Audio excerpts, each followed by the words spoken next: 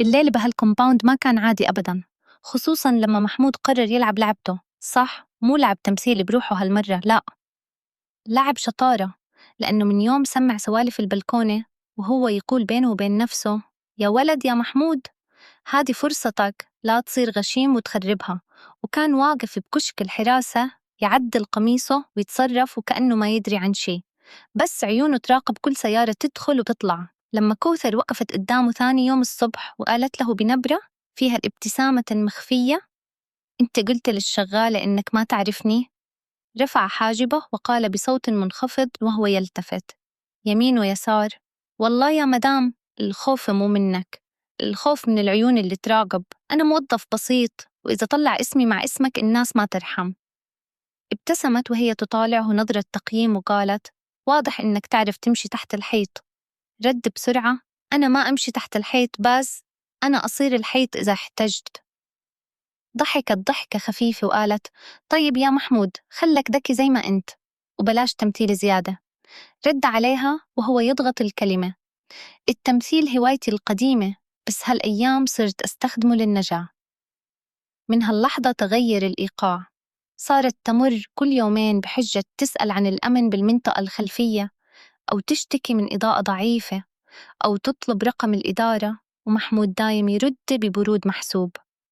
لا يقرب زيادة ولا يبعد زيادة، يخليها هي اللي تبادر، لأنه بداخله كان فاهم إنه اللعبة مو بسيطة، وإنه أي خطوة غلط ممكن تطيره من الشغل كله. بعد أسبوع تقريباً وقفت سيارتها بالليل عند السور الخلفي ونزلت تمشي كم خطوة كأنها تتفقد المكان، وقالت له: أنت دايم تسهر بهالزاوية؟ رد: شغل شغل، ما نختار الوقت. قالت وهي تطالعه بنظرة مختلفة: لو طلبت منك خدمة خارج الشغل ترفض؟ سكت ثانية وبعدين قال: على حسب الخدمة، وإذا فيها وجع راس أنا فقير وما أتحمل. ابتسمت وقالت: اطمن، ما فيها غير إنك تكون موجود وقت ما أحتاجك. رد عليها بنبرة نبرة ذكية: أنا موجود بحكم الوظيفة، غير جذي لازم أفكر. الهواء كان ثقيل بينهم، مو كلام مباشر، كله لف ودوران، وكل واحد يحاول يقرأ الثاني، وهي كانت واضحة إنها تختبره، تبي تشوف إذا هو فعلاً الغلبان الجبان اللي ينفع يكون سر أو أذكى. مما توقعت، محمود رجع كشكه وهو يقول بينه وبين نفسه: لا تستعجل يا بطل، اللي يلعب مع ناس كبار لازم يعرف متى يسكت ومتى ينطق. لأنه رغم الإغراء الواضح بالهدايا والاهتمام، كان داخله صوت ثاني يقول له إنه الموضوع أكبر من فطور وعشاء، وإنه لو تورط بدون حساب ممكن يلقى نفسه كبش فداء بقصة ما تخصه.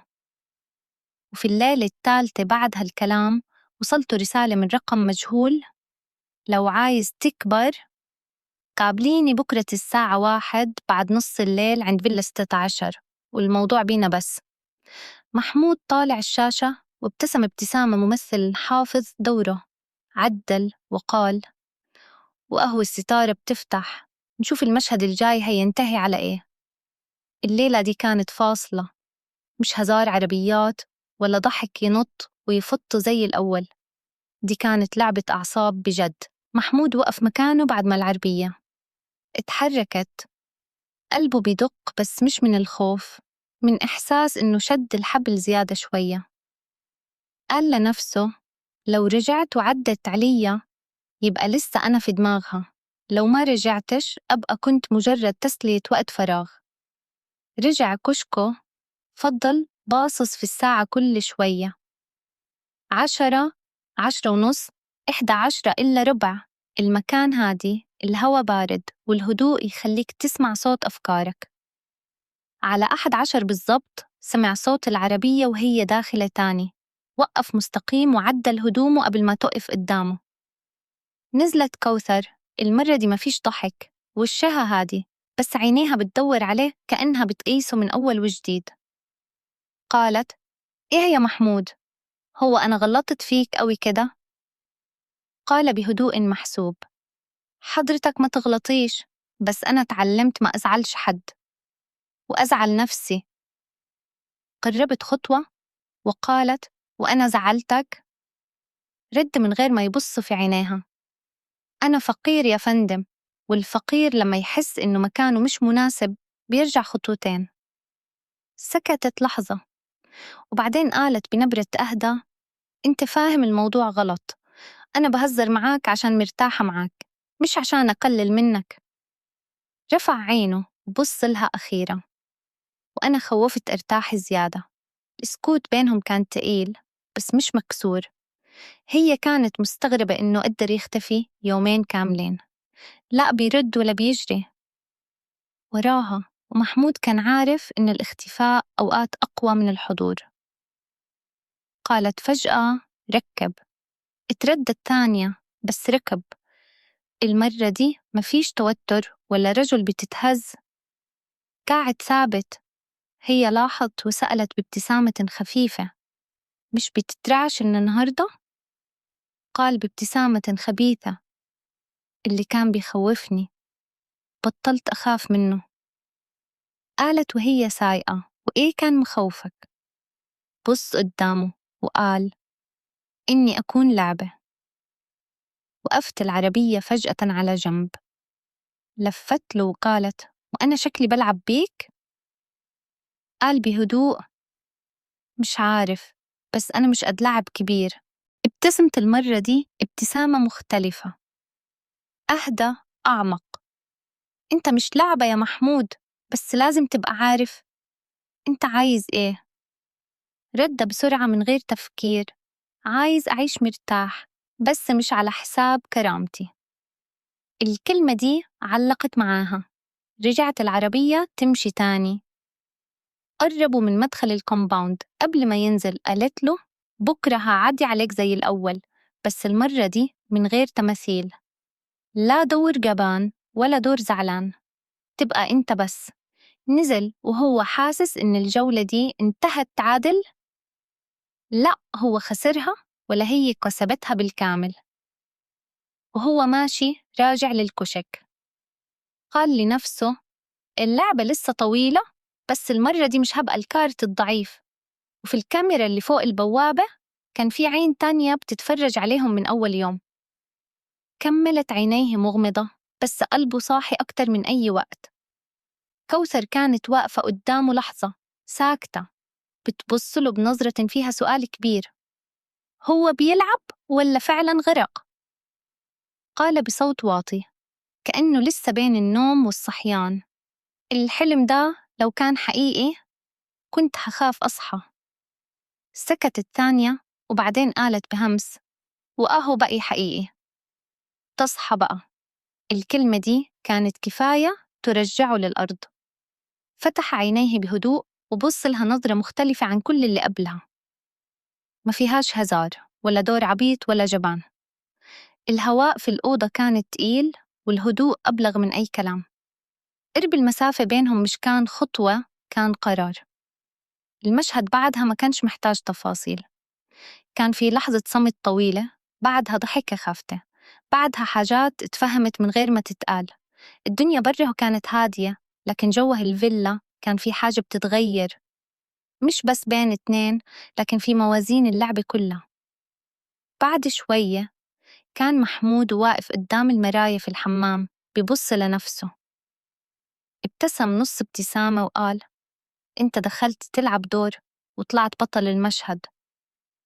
خرج لقاها واقفة عند الشباك، ظهرها له ساكتة.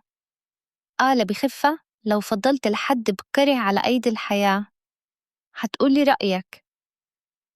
لفت له ببطء، ابتسمت ابتسامة غامضة وقالت: رأيي إني استمتعت، بس ما تنساش الليلة دي ليها تمن. الكلمة علقت في ودنه. لبس هدومه بهدوء، مفيش تعلق، مفيش وعود، مفيش هنشوف بعض إمتى. بس قبل ما يفتح الباب قالت له: محمود. وقف. اوعى تفتكر إنك الوحيد اللي بيعرف يمثل. نزل من الفيلا والليل بقى أبرد من الأول. وهو ماشي للبوابة حس إن اللعبة اتقلبت مرتين. يمكن هو كسب الجولة، ويمكن هي كانت بتخليه يحس إنه كسب. تاني يوم الصبح مشرف الأمن واقف قدامه وشه جامد. قال له: محمود، الإدارة طالبة تشوفك. القلب دق، مش خوف المرة دي، إحساس إن الستارة بتقفل. طلع على مكتب الإدارة، مدير قاعد قدامه ورقة في شكوى جاية إنك بتتجاوز حدود شغلك. رفع عينه بهدوء. من مين يا فندم؟ رد المدير: من ساكنة فيلا 16. الدنيا سكتت لحظة. ابتسم محمود ابتسامة صغيرة جداً، نفس الابتسامة اللي كان بيبتسمها وهو بيمثل دور الجبان. قال بهدوء: تمام. نزل من المكتب، خد متعلقاته ومشي من غير ما يبص وراه. وهو خارج من بوابة الكومباوند سمع صوت عربية ورا وقف. بص، كانت هي. نزلت، قربت وقالت: كنت عايز تعيش مرتاح من غير ما تدفع تمن؟ قال بثبات: أنا عايش مرتاح عشان ما بعتش نفسي. ابتسمت وقالت: أنا ما اشتريتش. سكت لحظة وبعدين قال: بس حاولتي. لف وكمل طريقه. الفلوس اللي خدها، الأكل، الضحك، الليلة، كلها كانت جزء من اختبار. وهو يمكن خسر شغل، بس كسب حاجة أهم، عرف إنه مش لعبة في إيد حد. أما كوثر، رجعت فيلتها الفخمة، بس أول مرة تحس إن في حد خرج من حياتها بإرادته. وهنا الستارة بتنزل، مش نهاية حب ولا نهاية انتقام، نهاية اللعبة. كل واحد فيها فاكر إنه أذكى من التاني. واللي كسب فعلاً اللي عرف يمشي قبل ما يتحول لحكاية تحكي عليه.